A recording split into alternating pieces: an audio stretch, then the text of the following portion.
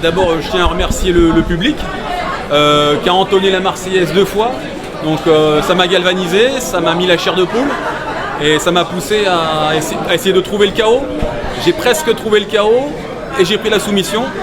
Donc petit chaos, grande soumission. Donc c'est une soirée idéale pour moi.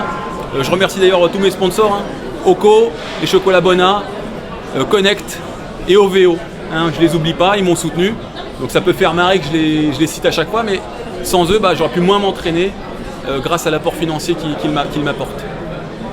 Le combat était très rapide, mais est-ce que tu as réussi à trouver des sensations un peu ? Le combat était rapide, 2 minutes 30, donc c'est quand même 8, 16, 12 fois plus. Je ne suis pas sûr que l'autre fois, 12 fois plus longtemps. Donc le public a pu prendre un peu plus de plaisir cette fois-ci. J'ai pris mon temps. C'est vraiment le combat où j'ai été le plus relâché. Mon coach m'avait dit même souris pendant le combat. Donc j'ai souri, ça m'a permis d'être détendu parce que le cardio c'est pas mon fort. C'est pas que c'est pas mon fort, c'est que j'ai du mal à le gérer. Donc là je l'ai bien géré, j'étais relax, je cherchais des coups précis, des directs, des low kicks, des contres surtout parce que je sais qu'il rentrait avec des coups larges. Et j'ai pu le toucher plusieurs fois, j'ai même trouvé un down avec un jab. Donc je suis content. Là j'ai vu les gars de l'équipe de France de boxe anglaise. Je suis content d'avoir amélioré ma boxe anglaise, c'est pas la plus belle au monde. Mais elle a touché ce soir et je suis content d'avoir pu marquer quelques points avec mes points, justement. Est-ce que tu as respecté ton game plan ? Le game plan, oui. On aime bien travailler le game plan de dernière minute avec mes coachs. On avait une idée générale. Il y avait des choses à ne pas faire. Je ne devais pas être contre la cage et je ne devais pas être à cheval sur lui. Mais bon, voilà. Il m'a offert la monte, je l'ai prise. J'ai voulu l'éloigner de la cage pour pas qu'il pousse parce que je sais qu'il a des grands débattements, qu'il a beaucoup de puissance.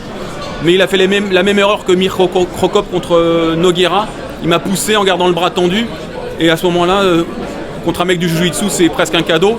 Et j'ai verrouillé la clé de bras. Et ma première clé de bras en compétition, en soumission. D'habitude, c'est les étranglements arrière. Donc je suis très content d'avoir pu faire une clé de bras sur un adversaire aussi puissant. Parce qu'il n'y a pas beaucoup de gens qui sont capables de me déloger d'une position montée juste avec leur force.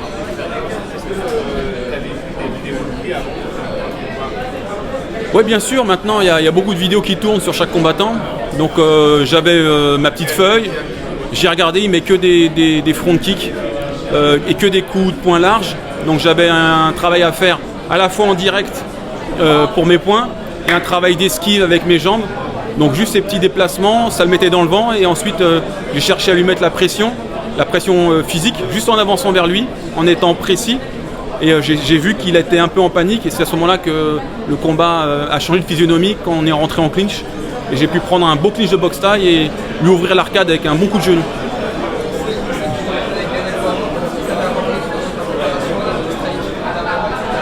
Alors moi, mon club où je m'entraîne, c'est le Maccabi Paris.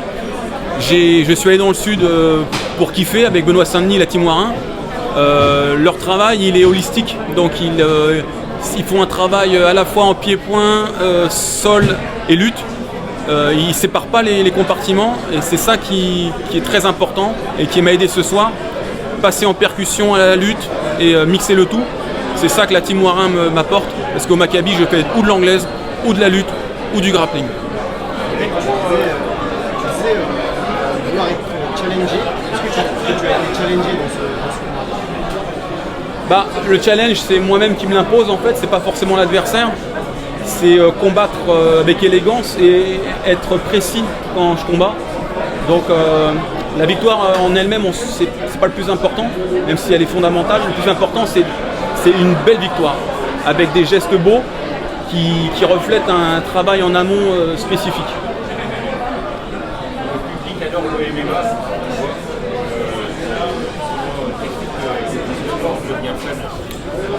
Le public adore le MMA parce qu'il est œcuménique, il regroupe toutes les chapelles. Donc chaque combattant d'un sport particulier peut s'identifier à un combattant. Et les règles sont assez simples, donc on n'a pas besoin d'une grande éducation pour comprendre le MMA. Et puis il y a tout cet aspect cage, gladiateur qui plaît aux gens depuis la Grèce antique. Qu'est-ce que tu as pensé quand ils ont chanté la Marseillaise ? J'ai été porté. Je sais que quand j'écoute la Marseillaise, quand on regarde un match de foot ou de rugby, moi ça me met la chair de poule parce que j'aime la France, j'aime mon pays Et je suis très fier d'avoir pu être un investigateur de cette Marseillaise ce soir.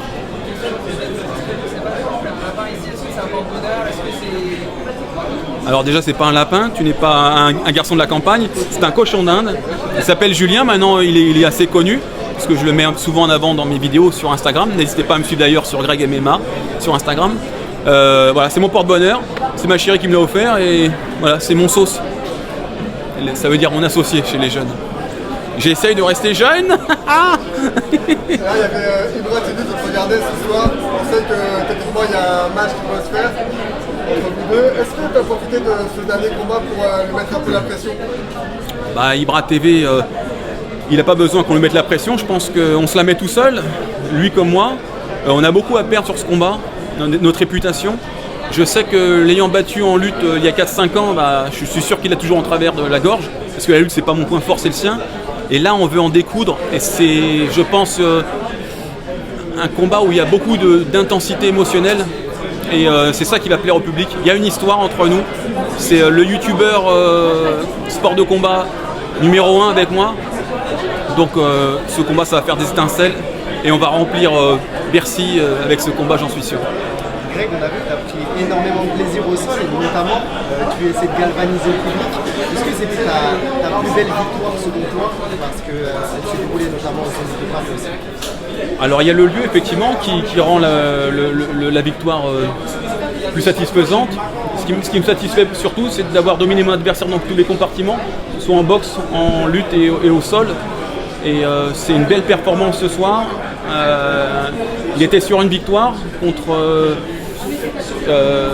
Crésus, qui est un combattant valeureux.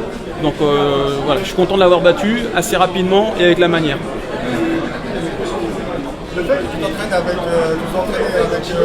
Daniel Warren et que Bradley me semble aussi s'entraîne avec de temps en temps avec Daniel, est-ce qu'il n'y a pas un conflit d'intérêt, enfin c'est pas plus dangereux? Lui il prend les cours du matin et moi de l'après-midi. Est-ce que t'as pas peur que les techniques qui soient échangées ou quelqu'un dise oui, Greg MMA il est fort dans ça, Écoute Ibra, tu peux regarder toutes les vidéos de moi que tu veux, tu peux analyser toutes les techniques de moi que tu veux, ça change à rien, ma patate tu vas la prendre et mes étranglements tu vas les prendre. Donc, mais tu peux étudier mes combats et tu peux demander au sparring partner comment m'avoir, mais ça ne marchera pas.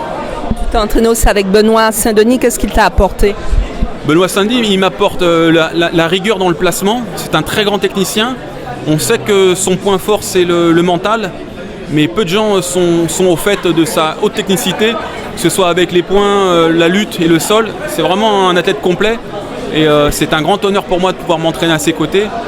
Le gars sera bientôt peut-être top 5 mondial de l'UFC, donc pour moi c'est un exemple Benoît et je suis très fier de mettre les gants de temps en temps avec lui. Un pronostic pour ce combat? Benoît Saint-Denis, vainqueur au deuxième round, parti KO. J'aimerais avoir ce pronostic, il y a un beau combat aussi qu'on attend, c'est Cédric Doumbé contre Baki. Bon, je sais qu'on t'en parle un petit peu, j'aimerais que tu puisses nous parler un peu de comment se passe ce combat et tu donnes un pronostic. Ouais, déjà demain il y a mon ami Youssef Bouganem qui combat, qui fait ses débuts en MMA. Donc Youssef, frérot, force à toi. C'est un mec que j'aime beaucoup, qui est un bonhomme, qui a du respect. Et voilà, je vais regarder déjà le combat de Youssef en priorité. Et Baki contre Cédric Doumbé. Voilà, mais mon avis a changé. C'est vrai que Cédric m'a beaucoup impressionné. Et voilà, maintenant ce serait plutôt 60% et 40% pour Baki. Donc il y a un léger avantage pour Cédric Doumbé, mais pas autant que les gens voudraient le croire. Je pense qu'il va gagner comment en striking, son expérience en pied-point ou en lutte? Il ne pourra pas battre Baki au sol, il va pas le soumettre, c'est sûr, à moins que ce soit un génie des sports de combat. C'en est un au niveau du pied-point. On va voir ce que sa lutte et son sol donnent. Là, normalement, il devrait avoir une opposition de poids avec Baki. Et c'est un combat que tout le monde veut voir de toute façon. Il fait le buzz en ce moment. C'est tout à fait normal. Ce sont deux combattants exceptionnels. Et ça va nous donner un affrontement de ouf. Moi, je serai devant ma télé, c'est sûr.